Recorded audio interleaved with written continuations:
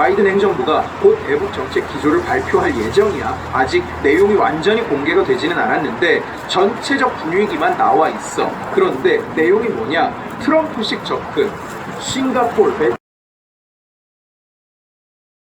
9월달에도 이 얘기를 했었어. 코로나 종식이 코앞이라고. 오죽하면 문재인이 입을 열 때마다 대유행을 한다고, 이제 4차 대유행에 대비해야 된다고, 그런 얘기까지 지금 나오고 있는 상황이라고. K방역이 지금까지 세계의 모범이 될 수 있었습니다. 아니, 아무도 그렇게 얘기 안 해. 세계의 그 누구도 그렇게 얘기 안 해. K방역 홍보라는 데다가 1,300억 원을 썼는데 세계의 그 누구도 우리가 모범이니까 닮아야 된다고 이야기 안 해. 백신 가지고도 계속 거짓말이야. 백신 개발국이 아니고 대규모 선투자를 할 수도 없었던 우리의 형편. 근데 연설문 뒤에 보면 이런 얘기도 나와. 지난해 위기 속에서 세계 10위 경제 강국에 진입했고 1인당 GDP에서 사상 처음으로 G7 국가를 제쳤습니다. 그러니까 우리나라가 세계에서 10번째로 부자 나라라고 자화자찬을 하면서 그것도 우리가 성장해서가 아니라 다른 나라가 쌓여서 우리나라가 마이너스 성장을 해놓고도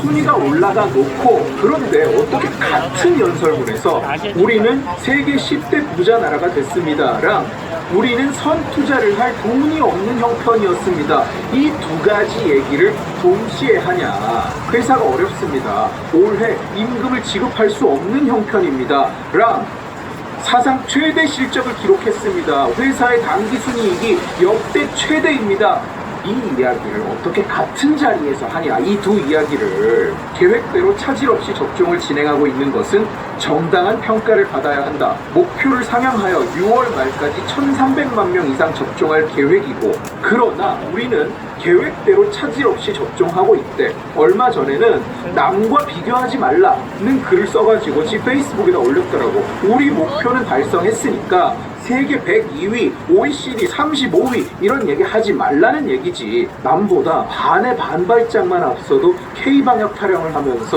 홍보비에만 1,000수백억 원을 쓰는 인간이 지 덕분에 OECD 꼴찌, 세계 꼴찌 수준으로 추락을 했는데 비교하지 말래?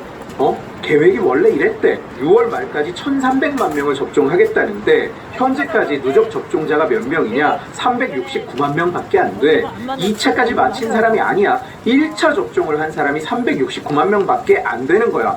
6월 말까지 지금 50일 정도 남았어. 1,300만 명을 접종하려면 남은 50일 동안 931만 명을 접종해야 되는데 이 목표를 달성하려면 일평균 18만 6천 명이 넘게 주사를 맞아야 된다고. 그런데 지난 9일 전국에서 1차 접종을 몇 명이 했는지 알아? 3명이 했어. 3명. 3만 명 아니야. 3천 명도 아니야. 3명이 했어. 백신이 없어서 접종부를 전부 2차로 돌리는 바람에 하루 18만 6천 명이 맞아야 되는데 3명이 맞았다고. 3명이.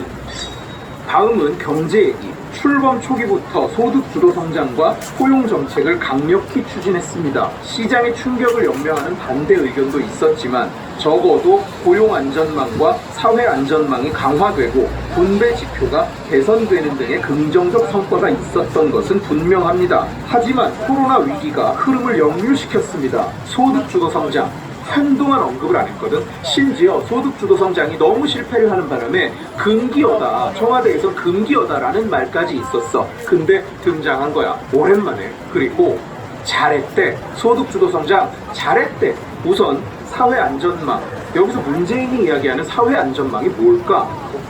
돈 뿌리는 거야. 돈 뿌리는 거. 노인들 지하철에 앉혀놓고 월급 주는 거, 세금 나눠주는 거, 그냥 그래놓고 그거 일자리 통계에다 집어넣어가지고 일자리 만들었다고 거짓말하고, 소주성 덕에 국민들이 대량 실직을 하고 신규 취업자가 일자리가 한 달에만 몇십만 개씩 날아갔어. 그러다 보니까 어떻게 되느냐? 실업급여 지급액이 사상 최대야. 이런 걸 두고 사회 안전망 확대라고 이야기를 하는 거야. 이런 걸 두고 사회 안전망이 개선된 게 아니야. 사회가 무너져서, 경제가 무너져서 사람들이 그 안전망 위로 떨어지고 있는 거라고. 분배 지표가 개선됐다. 1분위 전임 근로자들의 근로소득은 감소하는데 당연하지. 최저임금을 그렇게 미친 듯이 올려놨으니까 그러니까 저임금 근로자들의 소득이 감소하는 거야. 저임금 근로자들이 일자리를 잃었어. 그러니까 어떻게 나라에서 돈을 나눠줘. 그러니까 근로소득은 감소했는데 이전 소득은 증가했다. 봐라, 분배 지표가 개선됐다. 이딴 말도 안 되는 소리를 지금 하고 있는 거거든. 사람들을 나라에서 배급을 받지 않으면 생존이 안 되는 상태로 몰아넣어 놓고는 분배가 개선됐다라고 이야기하는 거야. 왜? 이전 소득이 증가했다고. 그래 놓고는 뭐 코로나가 흐름을 역류시켰어. 아니요, 코로나가 핑계를 준 거겠지. 내가 2년 전 코로나가 존재하지도 않을 때 영상에서 이미 이야기하고 있었어. 모든 경제 지표가 추락하고 있다고. 신규 취업자가 50만 단위에서 수천 명 단위로 떨어진 게 언젠데? 그게 언젠데? 코로나는 생기기도 전이야. 나타나기도 훨씬 전이라고. 코로나가 존재도 안 하던 때부터 대한민국의 경제는 그 꼴이었어. 꼬라박고 있었어. 근데 이제 와서 은근슬쩍 코로나 탓을 하시겠다. 내가 작년부터 일이 이럴 거라고 이야기를 했잖아. 원래 고꾸라지던 경제를 코로나 탓을 할 거라고. 자기는 잘했는데 코로나가 망쳤다고 둘러댈 거라고. 다음 대북관계. 대북 전단 금지법이 표현의 자유를 억압한다. 국민의 자유를 억압한다고 미국 국회에서 청문회까지 벌어졌어. 그러니까 이런 소리를 한다. 남북 합의와 현행법을 위반하면서 남북 관계에 찬물을 끼얹는 일은 결코 바람직하지 않습니다. 정부로서는 엄정한 법 집행을 하지 않을 수 없다는 것을 강조합니다. 근데 너 문재인이 북괴한테 남북 합의 위반했다고 비판하는 거 봤냐? 미사일을 쐈는데 전 세계가 미사일이라고 하는데 우리 정부만 이게 뭔지 알 수 없는 불상 발사체다. 뭔가 쏘기는 쐈는데 미사일은 절대 아니다. 그러니까 합의 위반이 아니다. 일단 개소리를 하던 게 이 정부야. 만만한 우리 국민만 대상으로 고소 날리고 엄정하게 법 집행하지 말고 북괴한테도 좀 엄정하게 법 집행 좀 해봐라. 어느 나라 대통령이야 대체. 그리고 진짜 문제는 이 부분이야. 기가 막혀. 미치고 팔짝 뛰겠어. 미국 바이든 신정부도 대북 정책 검토를 완료했습니다. 우리와 긴밀히 협의한 결과입니다. 한반도의 완전한 비핵화를 기본 목표로 싱가포르 선언의 토대 위에서 외교를 통해 유연하고 점진적, 실용적 접근으로 풀어가겠다는 바이든 정부의 대북 정책 방향을 환영합니다. 완벽하게 뒤집어서 이야기를 하고 있어. 바이든 행정부가 곧 대북 정책 기조를 발표할 예정이야. 아직 내용이 완전히 공개가 되지는 않았는데 전체적 분위기만 나와 있어. 그런데 내용이 뭐냐? 트럼프식 접근. 싱가포르, 베트남에서 보여줬던 트럼프식 점진적인